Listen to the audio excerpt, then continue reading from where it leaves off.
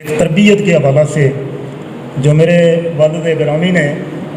وہ انداز اپنایا تھا، شاید وہ آج اگر بھی اپنایا جائے تو کارگر ثابت ہو سکتا ہے۔ والد گرامی چولہے کے پاس کچا مکان، آگ جل رہی ہے اور ہم سب بہن بھائیوں سے پوچھتے ہیں، باقی باتیں الگ، یہ پوچھتے ہیں کہ آپ نے 40 نمبر والی حدیث سنانی ہے اور اس کا ترجمہ سنانا ہے،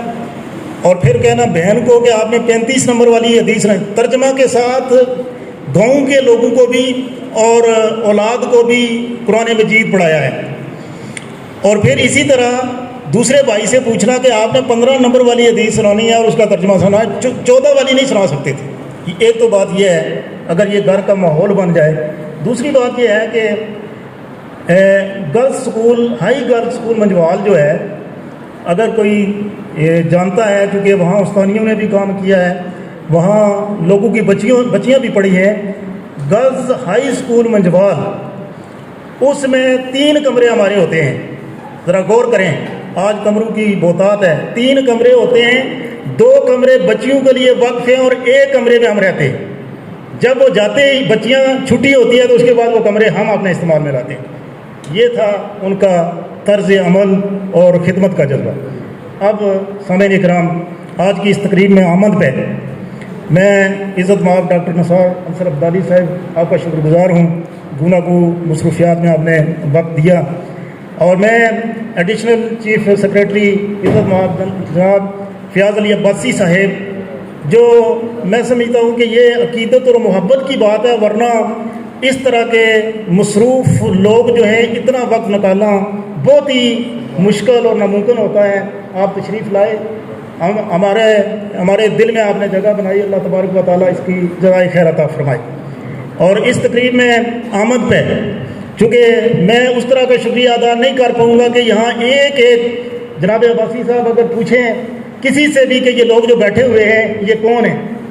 تو یہ کریم صرف وادی ابرا کی نہیں ہے، بلکہ میں سمجھتا ہوں کہ آزاد کشمیر، ضلع میرپور اور کوٹلی اور پھر لاہور کی کہ جو لوگ واپس چلے گئے ہیں وہ بھی ایک انجمن تھے۔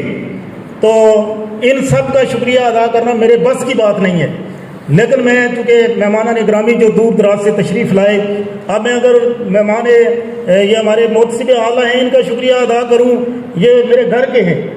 تو اس طرح میں سمجھتا ہوں کہ کمشنر میرپور ڈویژن جناب رقیب خان صاحب، میں آپ کا شکر گزار ہوں کہ آپ نے یہاں تشریف لا کر ہماری حوصلہ افزائی کی ہے، اور میں اپنے بھائی اقبال سکندر صاحب کے لخت جگر جناب شہریار سکندر DIG کا شکریہ ادا کرتا ہوں کہ وہ یہاں تشریف لائے اور اس مجلس کو رونق بخشی ہے۔ اور مشتاق اوسی کا میں اس لیے شکریہ نہیں ادا کروں گا کہ اس لیے کہ پھر اس لیے سب کا ادا کرنا پڑے گا۔ میں پرنسپل صاحبان، علماء کرام اور مختلف اداروں کے